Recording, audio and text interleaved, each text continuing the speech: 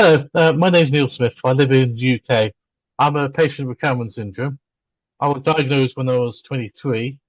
I work as a sort of patient advocate for the condition, and I talk to fellow patients and meet them in the UK and elsewhere. And I try and help people with information about the condition because I like talking about the condition and with fellow patients. Today, I'm pleased to say I'm with Andrew Dwyer from America, one of the well-renowned experts on Kallmann syndrome, who's going to help us with a few questions today. Hello, Andrew. Nice to see you again, Neil. I'm Andrew Dwyer. I'm an associate professor at Boston College, and I'm also an investigator at the Massachusetts General Hospital. And I've been working, studying, and caring for folks with Kallmann syndrome for the last 25 years.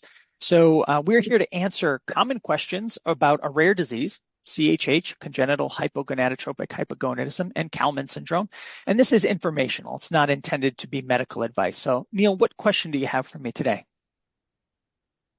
Just wondering, if somebody hasn't started puberty and they go to see their doctor, what sort of questions could the doctor ask, and what sort of initial blood tests could be done to try and differentiate why they haven't started puberty? And is there any way of trying to help diagnose Kallmann syndrome and CHH? Yeah, you raised an important question because unfortunately, Kallmann syndrome is challenging to diagnose, and that means that many patients are not diagnosed until quite later, often late in their teens or early 20s. So when we first, delayed puberty is quite common. It happens for 2 to 3% of the population. So when we first evaluate somebody for delayed puberty, what somebody could expect is they'll ask you a lot of questions about your history, your overall health, your activities, what kind of food you eat, and then really talking about if you're taking any medications, and maybe about your family history. In terms of tests, the first things is to think about that a diagnosis of Kallmann syndrome is a diagnosis of exclusion. That means we have to rule out or eliminate other things that can cause lack of puberty.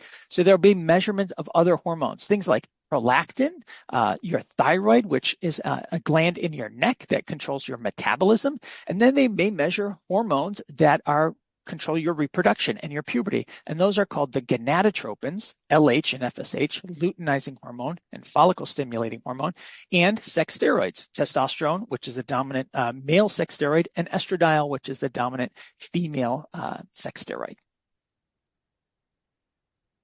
If they're asking about family history, are they interested in how other family members have gone through puberty or what age they went through puberty? Is that important for the doctor to know? That's a great point.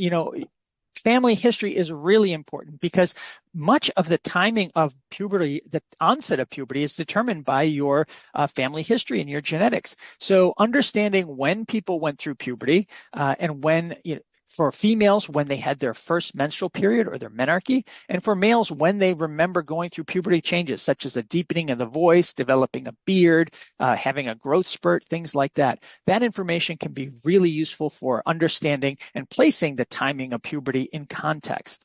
So we hope that you found this information and useful, and we hope that you'll continue to watch other videos in this series. So thanks for joining us today.